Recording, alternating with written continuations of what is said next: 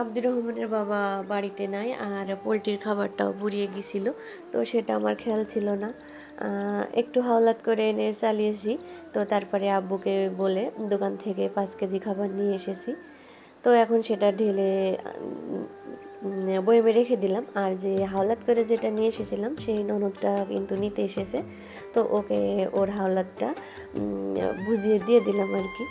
আসসালামু আলাইকুম, আমি তানিয়া মহেশপুর থেকে বলছি।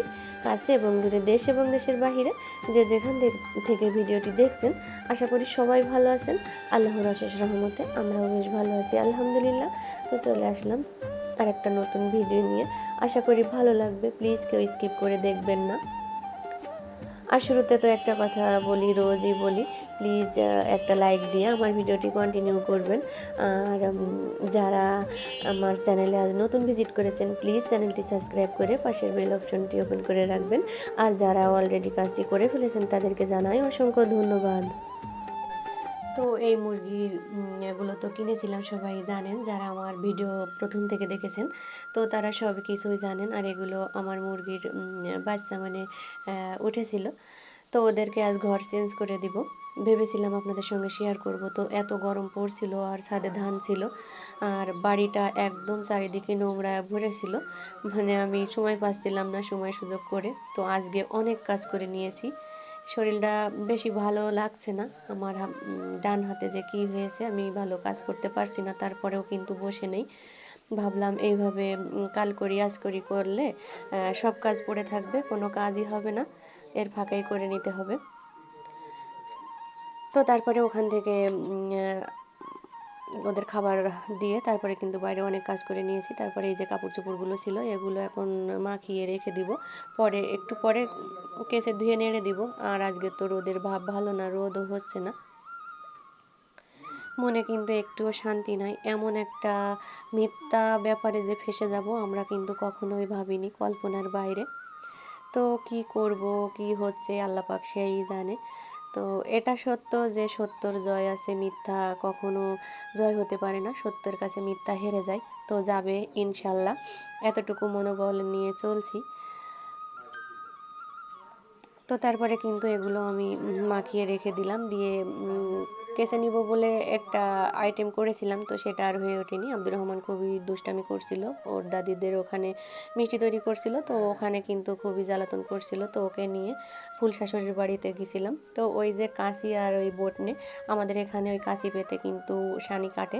সানি বলতে গরুর যে পলটা খেতে দেয়, এক এক দিকের ভাষা তো এক এক রকম। তো ও কিন্তু ওই বটনেটা নিয়ে ওইভাবে কাটে, ভয় হয় ওই কাঁচিটার কিন্তু আঘাত থেকে অনেকখানি বেঁকিয়ে দেওয়া, যাতে ওর কোনো ক্ষতি না হয় লাগলেও।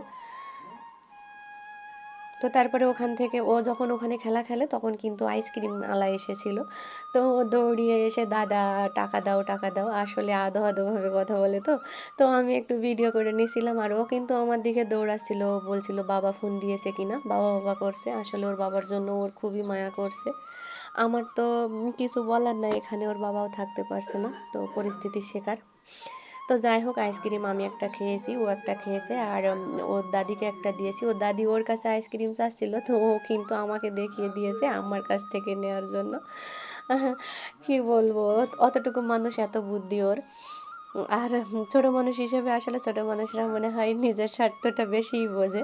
তো যাই হোক, আমারটা ওর দাদিকে দিয়ে আমি এই কাপড়গুলো পরিষ্কার করে নিচ্ছি।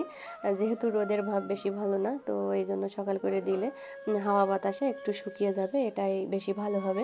আর আব্দুর রহমানের বাবা এগুলো খুলে রেখে গেছিলো, তো বাড়িতে ছিল না বলে 2 দিন ঘরে রেখে দিয়েছিলাম, যে পরে সময় সুযোগ করে কেচে নিব। কালকেও কিছু কাছাকাছি করে নিয়েছিলাম।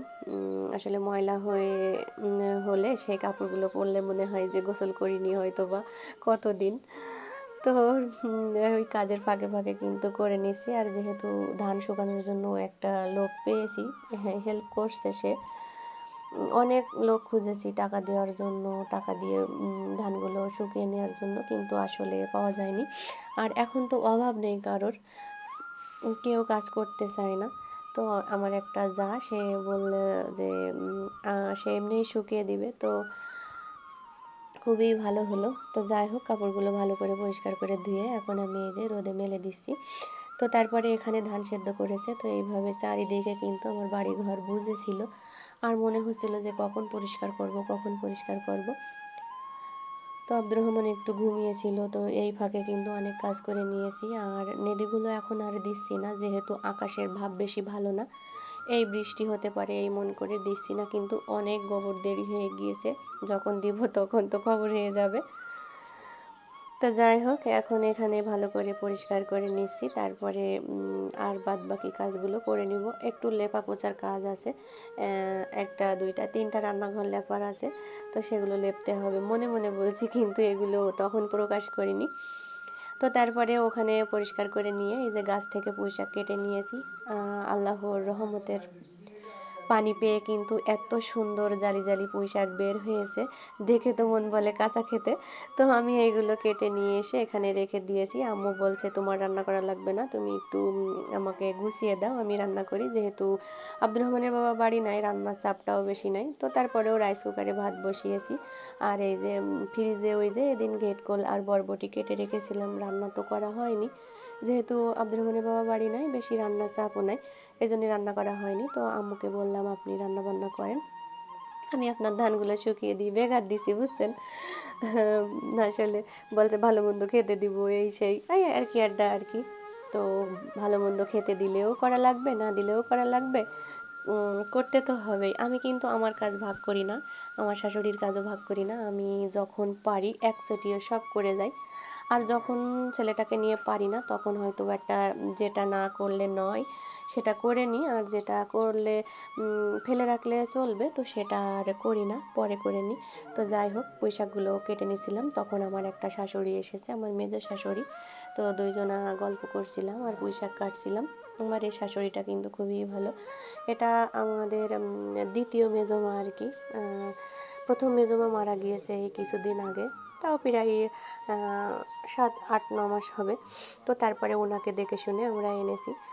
তো ভালোই, আলহামদুলিল্লাহ, মোটামুটি খারাপ না। সবাই কি জানেন, একা ভালো হলে হয় না, ফ্যামিলির কম বেশ সবাই ভালো লাগে, ভালো থাকা লাগে আর কি। তো যাই হোক, আমি কিন্তু ওখানে কিছু কাটাকাটি করে রেখে উঠে গেছিলাম। তারপরে ইনি এই পুঁইশাকগুলো কেটেছে, উনিও কেটেছে। আর এই কাঁঠাল আজকে এই মেজমারি বিয়ান পাঠিয়েছে, তো আমাদের দিছিল। আর এই আটিগুলো কেটে আম্মু বলছে যে ঘাটকল দিয়ে রান্না করবো, খেতে খুব ভালো লাগবে। তো আসলে কিন্তু প্রচুর স্বাদ হয়েছিল। আর আমি তো আম্মুকে বলেছি সবাইকে দিয়ে দিয়েন না, রাতেও একটু রেখেন। তো যাই হোক, তারপরে ইনি এইগুলো কেটে নিচ্ছে। তো যাক, আজ এই পর্যন্ত। সবাই ভালো থাকবেন, সুস্থ থাকবেন। আল্লাহ হাফেজ।